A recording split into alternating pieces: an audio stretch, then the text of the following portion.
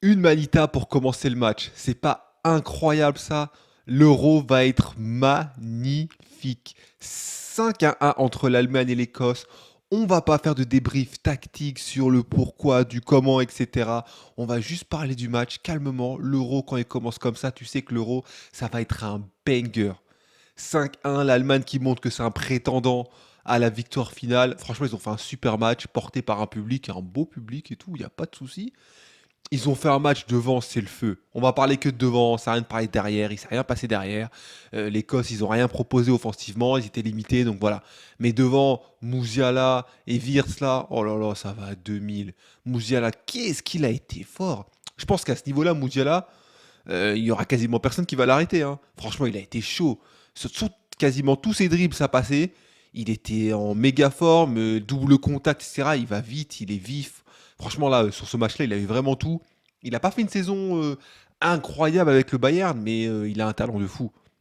De l'autre côté, Wirtz, c'est un peu la même chose. Un peu moins vu que Musiala quand même, mais il participe un peu plus au collectif, je trouve, dans ses passes, etc. Mais globalement, ils ont fait un match de fou. Havertz, toujours important. Havertz, très sous-estimé, mais dans ce rôle, il est important parce que les joueurs, ils savent qu'ils peuvent combiner avec lui dans des 1-2, qui va toujours jouer pour le collectif. Enfin bref, l'ensemble de l'équipe offensive, vraiment, ils ont produit un truc. Ça a été très plaisant à voir jouer, quoi. On a regardé le match, toute la rencontre, on voyait un but, deux buts, trois buts. Tu sentais que l'Allemagne, ils étaient efficaces, ils étaient chauds.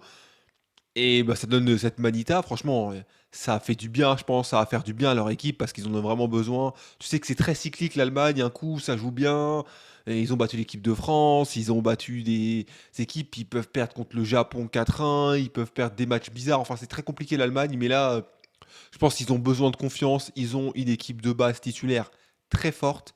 Ils ont des remplaçants. Quand t'es remplaçant, c'est Sané, c'est Muller, c'est Füllkrug, t'as pas de problème, hein. T'as pas trop de problèmes, quoi. Je veux dire, il y a pire. Même si, bien sûr, ces remplaçants veulent pas rester remplaçants. Sané, on a vu qu'il voulait absolument prouver qu'il a un peu déjoué. Parce que, en fait, il veut absolument marquer, quoi. Il veut prouver qu'il mérite pas d'être remplaçant. Alors que là, clairement, il est pas pour être remplaçant pendant un petit moment, je pense. Si Wirtz continue à jouer comme ça, il n'y a pas de raison qu'il perde sa place. Après, Fulkrug, c'est une option différente. Voilà, il a mis son but, ils ont fait le taf. Maintenant, faut relativiser. Faut relativiser parce que l'Écosse, c'est l'Écosse, quoi. En tout respect pour l'Écosse, ils ont rien proposé. Offensivement, il y avait rien. Le but qu'ils mettent, c'est un but contre leur camp. Ils ont pas essayé. Malheureusement, ils sont limités. Ils font ce qu'ils peuvent, ils essayent de presser, etc. Donc il n'y a pas grand-chose à dire sur l'Écosse en vrai. On va pas se mentir, on va pas inventer des choses qu'on n'a pas vues. Par contre, moi j'ai un truc à dire sur l'Allemagne, c'est ce qu'ils ont réussi à faire, c'est le contre-pressing. Quand ils perdaient le ballon, t'avais tout le bloc qui montait. Wirtz, Musiala, euh, comment il s'appelle, Havertz, tous les milieux ils montaient et ils pouvaient se le permettre déjà de un parce qu'ils ont le cardio et tout, il n'y a pas de souci, et surtout de deux parce qu'ils savent qu'ils ont des remplaçants qui sont capables de faire la même chose. Pour moi, hein, avec ce pressing là, le seul défaut qu'a cette équipe, c'est si l'équipe en face elle maîtrise suffisamment bien le ballon techniquement pour pouvoir faire des passes et éliminer les joueurs qui vont s'avancer. Parce que là, l'Écosse, ils n'avaient pas le niveau technique pour contrer ça, en fait. Ils faisaient une passe, deux passes, puis après, ils dégageaient, ils perdaient le ballon. Mais je sais pas, s'ils affrontent l'Espagne, s'ils affrontent l'équipe de France, et qu'en deux, trois passes, ils arrivent à passer en une passe au milieu de terrain, ils auront éliminé 6 joueurs, 7 joueurs. C'est les limites de cette composition. Mais ils en sont pas là. Bah, franchement, pour l'instant, ils ont des matchs contre l'Écosse, contre la Suisse.